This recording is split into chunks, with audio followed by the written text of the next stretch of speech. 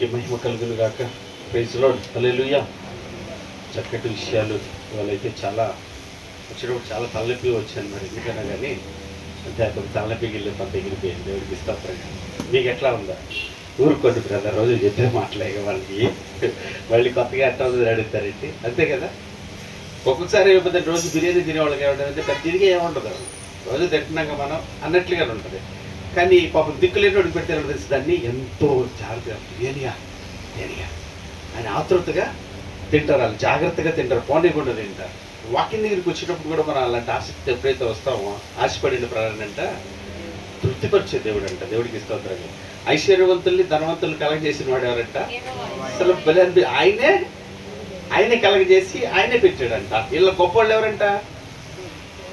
దరిద్రులే గొప్పవాళ్ళు సరిగ్గా చూసుకుంటే. ఎందుకంటే దరిద్రులకి ఏమి ఉండదు కదా, ఏముండదు, మన అడుగు చూస్తే ఏమి ఉండదు. ఎవరి మీద ఆధారపడతాం మనం అప్పుడు? దేవుని మీదే. అది ఎంత గొప్ప భాగ్యం అనిపించింది. దరిద్రుడిగా ఉండటం ఎంత గొప్ప భాగ్యం ప్రభు, ఎంత గొప్ప దరిద్రిచ్చో అనిపించింది మనకైతే మాత్రం. మరి మీకేమనిపిస్తుంది? మాకు ఆవలిస్తుంది, మాకు నిద్ర వస్తూ ఉంటుంది, ఏమైతే దరిద్రుడు నాకు తెలియదు. కానీ దేవుడు కృపను బట్టి నేను మాట్లాడతాను. దరిద్రులు ఉంటూ ఎంత మేలో. ఒక చర్చిలో నన్ను ఒక ఆయన అన్నాడు ఇట్లాగే, నీకేంట్రా బాబు వెనక ఏమి లేదు కాబట్టి నువ్వు శుభ్రంగా వెళ్తావు, మాకేమో పూట పెట్టుకుంటే చాలా ఉంది అక్కడ, సస్తరం మేము దిగలేక అన్నాడు. పాప అప్పుడు అర్థమైంది వాళ్ళ బాధలు ఎలా ఉంటాయి వాక్యం చూస్తే. అది భయంకరంగా ఉంటుంది. కానీ మనం ఏమనుకుంటాం? ఐశ్వర్యంతులు అయిపోవాలి, ధనవంతులు అయిపోవాలి, సంపాదించుకోవాలనుకుంటాం. కానీ మనకి ఇచ్చిన స్థితి దేవుడు ప్రేమించి ఇచ్చిన గొప్ప ఉన్నతమైన స్థితి అని సంతోషపడాలి. దద్దెలు ఉండుట ఎంతో మేలు. అలా ఉంటే మనం ఎప్పుడు ఏం చేస్తాం? దేవుడి మీదే ఆధారపడుతూ ఉంటాం. ప్రభు అని ఆయనకంటే చూస్తూ ఉంటాడు. ఆయన చక్కగా మనకు అప్పుడు ఏం కావాలో ఆ సమయానికి చక్కగా ఇస్తాడు. వాటిని తీసుకొని చక్కగా సంతోషంగా ఉంటాం. ఐశ్వర్యవంతులైన వాళ్ళు ఏమైపోతారు? పాపం ఐశ్వర్యాన్ని బట్టి తొలిగిపోతారు. మనకి డబ్బు ఉందిగా, మనకి పేరు ఉందిగా, మనకి బలం ఉందిగా, మనకు అట్లా వెళ్ళిపోతూ ఉంటారు. వాళ్ళు పాపం దారి తప్పి వెళ్ళిపోతూ ఉంటారు. దేవునికి స్తోత్రం కలుగుతుంది కాక. ప్రవర్తించే విషయాల్లో చాలా భలే సంతోషం అనిపించింది. ఒకసారి దేవుడి సన్నిధిలో చెప్పాలంటే ఎంతవరకు అంటే దరిద్ర పనులు ఏం చేసావో ఒప్పుకొని విడిచిపెట్టి ఇప్పటి నుంచే ఆయన నీ కృపను బట్టి అందరినీ ఒకలాగానే చూసేటటువంటి మనస్సు, అందరినీ ఒకలాగా ప్రేమించేటటువంటి ఈ కృప కలిగి వాక్యాన్ని అనుసరించే భాగ్యం ఇచ్చేవని సంతృప్తి కలిగింది నా ఆత్మకైతే. మరి మీ ఆత్మకి ఏం కలిగింది నాకు తెలియదు, కానీ దేవుడికి స్తోత్రం కలిగింది కాక. మన కొన్ని బయట ఉన్న మాటలు మనం మాట్లాడకూడదు, కానీ దొరుకున ఇటువంటి సేవ నీ పాదాల దగ్గర చేరి నేను నీ ఎడల కృప పొంది నీ మాటలు వింటుంది నాకెంత గొప్పది అనేది ఎక్కడ అనుకోవట్లేదు. మనం అనలేం, కానీ కొంచెం అతిశయంగా అనిపిస్తుంది మీకు. అన్నీ ఆయన పాదాల దగ్గరికి ఇలా పరలోకం ఆయన పాదాల దగ్గర కూర్చొని ఆయన చెప్తుంటే ఏంటంటే అనిపించింది. దేవుడికి స్తోత్రం. ఆయన చెప్తుంటే వెంటనట్టు అనిపిస్తుంది. అసలు ఆ మాటలు అసలు ఎలా ఉన్నాయి అసలుకి, అసలు ఆ మాటలు ఉన్న అర్థాన్ని చూస్తుంటే, అసలుకి ఆ భావాన్ని చూస్తుంటే, దరిద్రులు అంటే మనలాంటి వాళ్ళు ఆయన ఎంతగా ప్రేమిస్తున్నాడు, అసలు ఎంత గొప్ప ఆధిక్యతనిచ్చాడు, ఎంత గొప్ప ధన్యతనిచ్చావు నువ్వు మాకు అని తలంచుకుంటుంటే అసలు ఊహించడానికి కూడా ఏమాత్రం సరిపోవట్లేదు దేవుడికి. అందుకే ప్రయాసపడుతూ ఉంటారు. ఎటువంటి వాళ్ళు మనకి ఇచ్చి చదవండి చదవండి చదవండి, మనము చదువుతాండి చదువుతాండి రోజు చెప్పే మాటే కదండి. యేసప్పని కనబడితే వాక్యం చదవమని అంటాడు. మామూలుగా మనం లైట్ తీసుకొని కొంచెం ఈ చదువుతో ఈ చదువుతో వదిలేయాలి.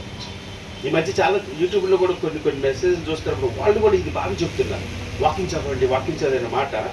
మరి దేవుడు కృపను బట్టి మనది తర్వాత తెలియదు కదా, నేను వింటున్నాను కదా, మన దగ్గర వింటున్న తర్వాత నేను చాలా చోట పెద్ద పెద్ద మెసేజ్ చెప్తున్నమాట. వాక్యాన్ని బాగా చదవాలి, వాక్యాన్ని మీరు చదవాలి, వాక్యాన్ని మీరు ఎందుకు చదవట్లేదు, వాక్యాన్ని చదవకపోతే ఎట్లాగైనా విషయాలు నేను చాలా బాగా విన్నాను. దేవుడికి స్తోత్రం. చివరి గడియల్లో దేవుడు అంత కృప చూపిస్తున్నాడు అనిపిస్తుంది. దేవుడికి మహిమ కలుగుతుంది కాక. మనం ప్రవర్తించే విషయాలు మనకు జాగ్రత్తగా తెలియజేసింది. దేవుడిని స్తుతిస్తూ ఏ రీతిగా అయితే ఉండాలో, ఏ రీతిగా ప్రవర్తించాలో మనకి ఇచ్చిన ఆధిక్యత తెలుసుకొని ఆ రీతిగా జీవించడానికి కృతజ్ఞతలు చెల్లిస్తూ ఒక నేటి వరకు ఆ వాక్యాలు తొలగిపోయి మమ్మల్ని క్షమించిన ఆయన, నేటి వరకు ఇప్పుడు ఈ రోజు నుంచి ఈ దినం నుంచి అని ఎవరైతే చూడండి ఆయన కృప ఎంత గొప్పదంటే, ఇంతవరకు ఏం చేసావు నువ్వు ఒప్పుకొని విడిచిపెడతానంటే ఆయన కనికరం పొందుకొని ఇప్పటి నుంచి ఆయన కృపతో ఏం చేస్తారంటే ఆయన నడిపించేటట్టు గొప్ప దేవుడే ఉన్నాడు. దేవునికి స్తోత్రం కలిగింది. అందుకని నీకు నాకు ఏం చేస్తాడు? ఆయుష్కాలాన్ని పొడిగించి ఈ దినమందైనా నువ్వు సమాధాన సంబంధమైన సంగతులను తెలుసుకునేటప్పుడు నీకు ఎంతో మేలని తెలియజేస్తా వస్తూ ఉంటాడు. దేవునికి స్తోత్రం. మనం ఏమనుకుంటాం? చాలా దూరం వెళ్ళిపోయాక, లోతుల్లోకి వెళ్ళిపోయాక, ఎలా అగాధంలో ఉండి ఇంకేముందో రేపో పోయేవాళ్ళు దాన్ని పట్టుకోవటం ఎందులో, అరగటం ఎందులో, చేయటం ఎందులో అనుకొని అజ్ఞానంతో మోక్కతాడు మోసం చేసేస్తాం ఇక్కడ మనం. కానీ ఎప్పుడైతే మనం ఆ మాట విన్నామో అప్పుడు వెంటనే అవును ప్రభు నేనే పాపి, నేను వెంటనే మోకాలు లేని అనుకో. దేవుడికి స్తోత్రం కలిగింది కాక. కోల్పోయినవన్నీ నాకు ఇచ్చుటకును, బాధల నుండి బ్రతికించుటకును. కోల్పోయినవన్నీ నాకు ఇచ్చుటకును, బాధల నుండి బ్రతికించుటకును. నీవే రాకపోతే నేనేమైపోదును, నీవే రాకపోతే నేనేమైపోదును. నేనుండాలేనయ్యా, నే బ్రతుకాలేనయ్యా, నేనుండాలేనయ్యా, నే బ్రతుకాలేనయ్యా. నీవే లేకుండా నేనుండాలేనయ్యా, నీ తోడే లేకుండా అలా భావోద్రేకాల్లో నుంచి పుట్టినటువంటి మాటలండి. దేవుడికి స్తోత్రం. ఎందుకో మనం ఏదో పాడేత్తనం వెంటనే వెళ్ళిపోతారు. ఒకసారి తలుచుకుంటుంటే అసలుకి ఆనందమో సంతోషం, మరి దేవుడు అంత కృప చూపించాడు అనిపిస్తుంది. దేవునికి మహిమ కలిగి సమస్త ఘనత మహిమ ఆయనకి చెల్లిస్తూ ప్రార్థించేదో చెప్పకూడదు మాటలు నిమిత్తం నేనే ప్రార్థన చేస్తాను. అందరూ కలిసి ఏకీభిద్దాం. ఒక 2 నిమిషాల పాటు నువ్వు ఏ స్థితిలో ఉన్నావు, ఏ పరిస్థితిలో ఉన్నావు, ఒకవేళ అగాధంలోకి వెళ్ళిపోయావు, తెలుసుకోలేని అజ్ఞానంలోకి వెళ్ళిపోయావు, దేవుని మాట నీకు తెలియచేస్తుండగా ఈ దినం మీద ఆయనతో సమాధాన పడ్డు ప్రభువుని కనికరించి నీ వాక్యానుసారంగా నడుచుకున్నట్టుకు, సమస్త ప్రవర్తన చిత్తమును అనుసరించేట్టుకు, నా దరిద్రత ఎంత మహదైశ్వర్యాన్ని ఇస్తుందని నీ మీద ఆధారపడటానికి నువ్వు ఎడలు చూపుతున్న కృపని గ్రహిస్తున్నాను నాయన. అయ్యా, ప్రవర్తించే విషయాలు ఎలా ప్రవర్తించాను ఇప్పటి వరకు నా తండ్రి. డబ్బున్న వాళ్ళని, పేరున్న వాళ్ళని, గొప్ప వాళ్ళని ఒకలాగా, దరిద్రులు ఒకలాగా చూసిన దుర్మార్గుడా దయతో నన్ను క్షమించండి. ఈరోజు వాటినన్నిటిని తీసివేసి పరిశుద్ధపరిచి సత్యమును అనుసరించి నడిపించడానికి అదిగో సర్వసహాయము సమృద్ధిగా దయచేయు. ఆ కృప కలిగిన దేవుడు మనకి తోడే ఉన్నాడని సంతోషంతో ఆయన సన్నిధిలో ప్రార్థించేద్దాం. పరిశుద్ధుడా, ప్రేమ గల తండ్రి, నీకు వందనాలు. ఏమివ్వో ఏమిచ్చిన రుణం తీర్చగలదండి ఆయన. ఏమిచ్చినా తీరని రుణం మా బ్రతుకు జీవితాలు అది అట్లుండిపోవలసిందే. తీరదు ఏ నాటికి నా తండ్రి. అయ్యా, నా జీవిత కాలము స్తుతించడంలో తీరదు.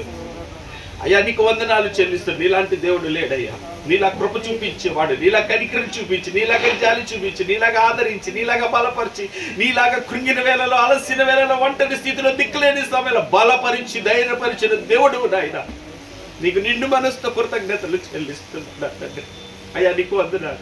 నేటి వరకు ఇలాగ ఉన్నావంటే నువ్వు చూపిన కృపను బట్టే కదా, నీ కనికర వాత్సల్యతని బట్టే కదా. నువ్వు చేదరించుకొని విడిచిపెట్టుంటే నేను మాకు ఈ జీవితాలు లేవు నాయన. అందుని బట్టి నీకు కృతజ్ఞతాస్తుతులు మీకు చెల్లిస్తున్నా. ఇలా ఒక ఐశ్వర్యం కొరకు ప్రయాసపడక, ఒక మంచి పేరుండు, క్రీస్తును కలిగిన పిల్లలని క్రీస్తును కనపరుచున్నట్లుగా బ్రతికే జీవితాలు మాకు దయచేయండి. ఈ లోకంలో గనులైన వారికి పేరు పేరు నీకు ఇస్తారన్నారు ఆయన. మీకు వందనాలు. ఆ ఘనత నీ వాక్యమును అనుసరించి నడుస్తున్నప్పుడు, ప్రవర్తిస్తున్నప్పుడు అనేకులకు తెలియనిది, లోకంలో లేనిది క్రీస్తు ప్రేమని కనపరిచే విధంగా బ్రతికే జీవితాలు మాకు కావాలి. మాకు కావాలని ఆశపడుతున్నాను, బ్రతకాలని ఆశపడుతున్నావయ్యా. ఆశపడితే తృప్తి పరుస్తున్నాడు దేవుడు. బలహీనులు నీ సన్నిధిలో ప్రాధాన్యపడుతున్నావు. మా వల్ల కాదు, మా వల్ల కాటం లేదు, తప్పిపోయావు, జారిపోయావు, తొలగిపోయావు, ఇంకా భక్తిలోనే ఉన్నావు అనుకొని మోసపోతున్నటువంటి వాళ్ళు దయ చూపించి కనికరించే దేవుడు మాకున్నావని సహాయాన్ని అందిస్తూ ఉండగా మమ్మల్ని ఎల్లరూ పరిశుద్ధపరచు, మమ్మల్ని ఎల్లరూ పవిత్రపరచు. నీ వాక్యానుసారంగా ఉన్నట్టుగా ఆ మాటను విడిచిపెట్టగా జ్ఞాపకం నుంచి ప్రవర్తించే జ్ఞానము మాకు దయచేయమని ఆయన ప్రార్థన చేస్తున్నాను. ఐశ్వర్యవంతులను దరిద్రులను కలగజేసిన గొప్ప దేవుడు నా తండ్రి ఆయన. అయ్యా, వారు అలాగ ఉండుట నీ దృష్టికి అనుకూలమై ఉంచి అందరినీ ఒక చోటనే ఉంచావు తండ్రి నాయన. దారిద్రతలో ఉన్నవాడి ఘనత ఎంతో గొప్పది నాయన. ప్రతి క్షణం నీ మీద ఆధారపడి గొప్ప కృప దొరుకుతుంది నా తండ్రి. నీకు వందనాలు. ఆ కృపని పోగొట్టుకున్న ఇచ్చిన ఏ స్థితిలో ఉన్నామో ఆ స్థితిలో నిన్ను స్తుతించే వారిగా, నిన్ను మహిమపరిచేవారిగా మేము ఉండటం మాకు నేర్పండి. మాకు లేని దాని కొరకు మేము ప్రయాసపడేవారి కాక, మాకు ఇచ్చిన దాని ఎందుకు కృతజ్ఞతా బుద్ధి కలిగి ఇది గొప్పది, ఉన్నతమైనదని తెలుసుకునే జ్ఞానం మాకు దయచేయమని ఆయన ప్రార్థన చేస్తున్నాడు. ప్రవర్తించే విషయంలో ఉన్న వాళ్ళని ఆయన, పేరున్న వాళ్ళు, గనుల్లో డబ్బుల్లో ఒకలాగా ట్రీట్ చేయకోకుండా, దరిద్రులు దిక్కుమాలిన వాళ్ళు ఎవరైతే ఉన్నారో వాళ్ళని అందరినీ ఒకలాగా, అది నీ ప్రేమ, నీ వాక్యాన్ని బట్టి మాత్రం ప్రేమించే మనస్సు, ప్రవర్తించే భాగ్యం మాకు దయచేయమని ప్రాధేయపడుతున్నాను నాయన. నీ పాదాల చెంతను కనికరించి, ఆకాశం నీ సింహాసనం, భూమిని పాదపేయటం, నేటి నుంచి నీ వాక్యానుసారం ఏ మాటలైతే చెప్పావో ఆ మాటలు కార్యసిద్ధిని కలగజేసి జరిగించగల దేవుడు అని ప్రాధేయపడుతున్నా. నీ పాదాలు చెంత పెడుతున్నాను. విన్న పిల్లలు మేమందరూ అలాగ నడుచుకోవాలయ్యా, అలాగ జీవించాలి. దాంట్లో గొప్ప ఆనందం ఉంది, మహదైశ్వర్యం ఉంది, సంతోషం ఉంది నాయన. తండ్రి నీకు వందనాలు. ఆ గొప్ప భాగ్యాన్ని పిల్లలందరూ మాకు దయచేసి మమ్మల్ని నడిపించమని ప్రార్థిస్తూ ప్రాధేయపడుతూ నీ పాదాలు చెంత పెడుతున్నాను నాయన. అయ్యా నీ కృపను బట్టి వందనాలు చెల్లిస్తూ మేము చేస్తున్న ప్రతి పనుల్లో, ఉద్యోగాల్లో, స్థలాలంతటిలో నీ వాక్యముని జాగ్రత్తగా అనుసరించి నడుచుకునే కృపాభాగ్యం అందరికీ దయచేయమని అయా వాక్యం ఇచ్చిన దాసుని బట్టి ఇచ్చిన మీ కృపని బట్టి అయా స్తుతిస్తున్నాను. కృతజ్ఞతాస్తుతులు, ఘనత, మహిమ, ప్రభావాలు మీకే చెల్లిస్తూ ఆ కుటుంబాన్ని నిండారుగా నీ ఆత్మలో దీవించి నీ పనిలో, నీ పరిచర్యల్లో అయ్యా నీ మహిమ కొరకు నీ చిత్తానుసారంగా వాడుకొని నాయన ఇరువురి కుటుంబాల గొప్ప రక్షణను, సమాధానమును అయా తండ్రి నాయన మీరు దయచేసి నీ పని కొరకు సిద్ధపరిచి వాడుకొని మరి ప్రార్థన చేస్తూ మరొక పర్యాన్ని సన్నిధికి వచ్చినాడు మేమందరం సత్యం అనుసరించి నడుచున్నట్లుగా మీ కృప మాకు తోడించినట్టు రాలేకపోతున్న పిల్లలు ఉన్నారు, వారందరినీ కనికరించండి. వారందరూ రావటానికి నాయన మార్గాలు సారలపరచండి. ప్రాంతంలో నశించిపోతున్న ఉన్నారు, నా స్వకీయులు ఉన్నారు నాయన, కృప చూపించు. వారందరికీ రక్షణ భాగ్యాన్ని దయచేయగల దేవుడు. అసాధ్యమంటూ నీకే తెలియదు, సమస్తము నువ్వు చేయగలవాడు. అయ్యా నువ్వు కార్యం చేయనంత వరకు నీ బలిష్టమైన చేతుల కింద దీన మనస్కులే ఉండి ఓర్పుతో సహనంతో కనిపెట్టుకొని ప్రార్థించే భాగ్యం మా అందరికీ దయచేయమని ప్రార్థన చేసి సొనిగి గొడిగి అనుభవాలు తొలగించు నాయన. ఎదురాడే మనస్సు మాలో తీసివే, విధేయత కలిగిన మనస్సు, తగ్గించుకునే మనస్సు. అయ్యా నువ్వు సమస్తం ఎరిగిన వాడవని, సమస్తం చూచుచున్న వాడవని ఎరిగిన ఆయన భయభక్తులు కలిగిన తండ్రి నాయన జీవించే జీవితాలు మా అందరికీ దయచేయమని స్తుతిస్తూ కృతజ్ఞతలు చెల్లిస్తూ ఎవరు బలహీనలు కూడా, ఎవరు కృంగిపోయారు, ఎవరు ఆధారం లేకున్నారు, ఎవరి ఒంటరి స్థితిలో ఉన్నారు, ఎవరు చనిపోతే బాగుండి నా జీవితం ముగిస్తే మేలనుకొని నాయన పిచ్చి భ్రమలో ఉన్నారు నాయన, వారందరినీ నీ కృపతో దర్శించి బలపరిచి నాయన నిన్ను గురించిన జ్ఞానం వారికి దయచేసి నీ మహిమ కొరకు జీవించే భాగ్యం వారికి మా అందరికీ దయచేసి నీవే ఘనత, మహిమ, ప్రభావాలు పొందుకోమని నీ పాదాలు చదువు పెడుతూ నీ కృపగా అప్పగించుకుంటూ యేసుక్రీస్తు శ్రేష్టమైన ఉన్నాం ప్రార్థించి బ్రతులాడడుగుచున్నా నా ప్రియ పరలోకపు తండ్రి. ఆమేన్. పరలోకమందున మా తండ్రి మీ నామం పరిశుద్ధపరచబడును గాక, రాజ్యం మగుచునుగా, మీ చిత్తమే పరలోకమందు నెరవేర్చున్నట్లు భూమి అందు నెరవేరును గాక. మాకు కావలసిన ఆహారం నేడు మీరు మాకు దయచేయమని మెడల ప్రార్థన చేసిన వారిని క్షమించలాగా మా ప్రార్థనలు క్షమించుతాను. మమ్మల్ని శోధనలో తేక కీడుల నుంచి తప్పించుతండి. ఎందుకంటే రాజ్యము, బలము, శక్తి, మహిమ నిరంతరం నీవు ఉన్నావు తండ్రి. ఆమేన్.